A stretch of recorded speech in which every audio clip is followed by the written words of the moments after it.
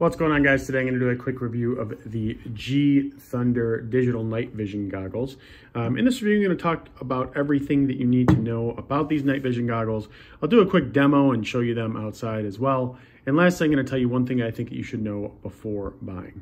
So I got these night vision goggles because I'm a hunter and I wanted to test a bunch of different ones.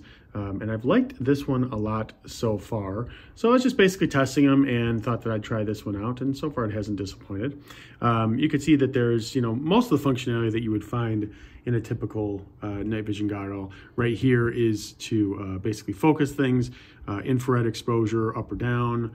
You have a menu, which, obviously you can adjust the settings within. Power button here, the mode to adjust the modes within, and then also a shot where you can take a picture or do a video if you'd like. So real quick, just to show you these in action. So when you do these, you don't look through here. Most people think that you do, just by the way they look like binoculars. You actually look through here, and there is a screen right here. Now I have to say, this screen is actually pretty high quality of the ones that I've tested. I really, really like it. I think it's really good. But basically you would look through here, and then you would look at whatever the images, we'd have to focus this, but you look at whatever the images that you're looking for. Now beyond the functionality here, this is where you would actually put the memory card and such. So you have a memory card right here that you can use to store things. And then you have this right here, and it comes with a cord to where you can actually easily transfer everything on a computer. If you, took video or images and want to transfer it over, you can do that pretty easily. Now, in terms of the one thing to know about this, guys, so I like these, but, for better or for worse, these actually take 6 AA batteries, right? So the batteries go here. There's 3 on each side, right?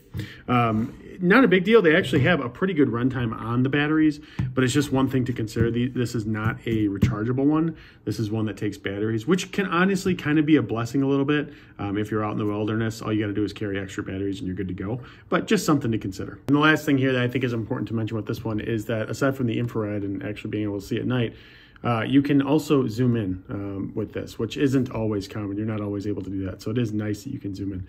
But anyway, so now you know the functionality. Let me go outside here in the dark and I will show you these in action. All right, guys, so showing you the GTHUNDER digital binoculars. This is outside with my iPhone. You obviously can't see much. I'm going to turn on the binoculars here. You can see that they're lighting up. Okay, so this is without any IR, anything actually added to it. You can see that you really can't see a ton within. Let's go ahead and click IR. And now you can really see, this is what we're actually looking at. We're looking at my backyard. There's a little tree that we have, right? There's some, hanging ottoman and some chairs and things like that. So as you can see, this really does work well. And the nice thing is it has the zoom too. So you can basically zoom in if you want to on something. You'll have to adjust the focus as you do it, but you can zoom in on things too, which is pretty cool.